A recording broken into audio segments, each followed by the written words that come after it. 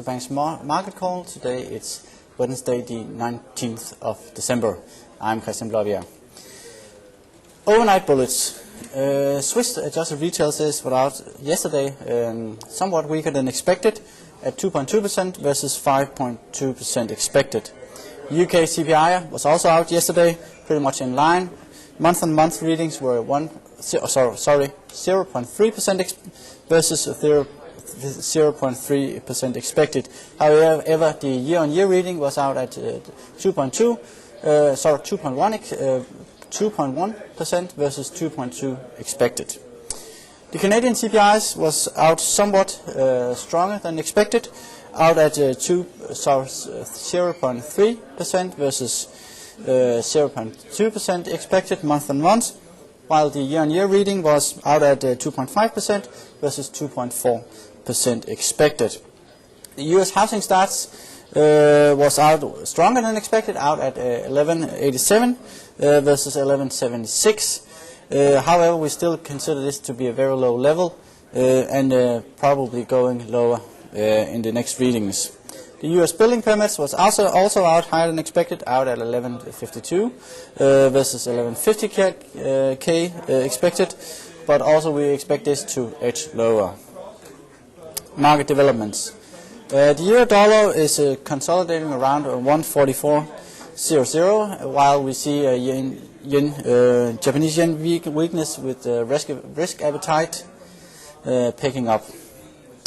Stocks, we had a slightly positive session yesterday in yesterday's U.S. session, helped primarily by ECB liquidity infusion and better than expected earnings from Goldman Sachs. Asia was up overnight on average, but Nikkei was down due to local issues.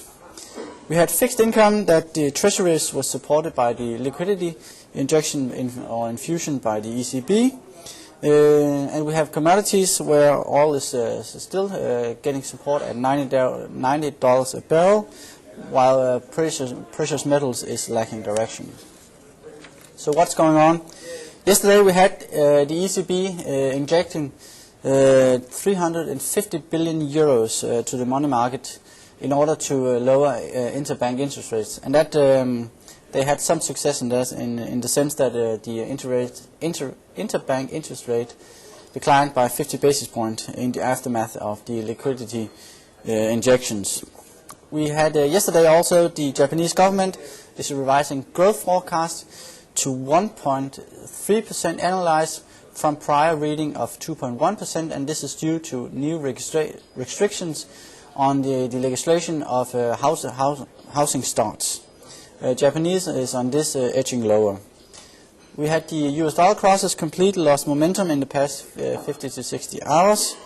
Breakout might be imminent due to this passive trading, most likely to the upside.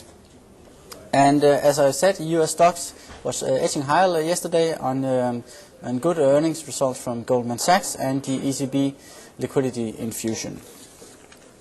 The calendar today is that at 8:30 GMT, we'll have the Swedish Riksbank out with the interest rate announcement, and we expect a 4%, and that is unchanged. At 9 o'clock GMT, we will have the IFO figures from Germany, that is the business climate, the current assessment, and the expectations. Watch for these as they might move the euro. At 9:30, today's most important figure is the Bank of England minutes, where we'll see who voted for the rate cut and who voted for the sustainability in the unchanged rate situation in England. At 13:30 in Canadian, we have the wholesale sales out, and that's pretty much it for the calendar today. The calendar tomorrow will have the BOJ, the Bank of Japan, target rate out. We'll have the GfK Consumer Confidence Service out from Germany. And from Switzerland, we'll have producer and import prices. From Norway, we'll have the unemployment rate. And from England, we'll have the GDP. While for US, we have the personal consumption, the price index, the core PC initial jobless claims and continuing claims, and from New Zealand we will have the GDP. On Friday we'll have the consumer confidence and PPI out from Sweden. We'll have retail sales out from the UK, and from US we'll have personal income, personal spending, PCE deflator, PCE core, University of Michigan confidence.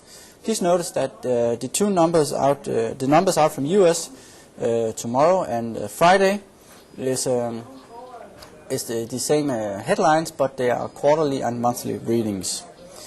And last but not least, on Friday we'll have Canadian retail sales and GDP out. Today's trade in the FX is that we we make a breakout play in euro dollar. The trading range we believe is to be compressed. We place an order to buy at 144.38 bid, targeting 145.24. We are using a 25 pips trading stop, and we are placing order to sell at 143.90 offered, and the target is 145.53, and the 20 pips trading stop attached to this part of leg of the trade. In the indices, in the stock markets, we believe that the opening will be somewhat softer, but might rally into a positive terrain during today. At least that is for the DAX, the CAC, the OMX, the KFX, and the Norwegian markets. Today's most important event in the stock market is that Morgan Stanley will be coming out and releasing Q4 earnings prior to the market opening, and we are expecting to see a somewhat disappointment here due to the exposure to subprime mortgages and subprime related investments. Today's trading strategy within the stock market is that with a sort of tendency to a bullish sentiment, we are looking to buy Deutsche Post, and we're looking to buy between 23 and 23.25, where we're keeping a stop at 22.80 and targeting for 25. The levels you'll be able to.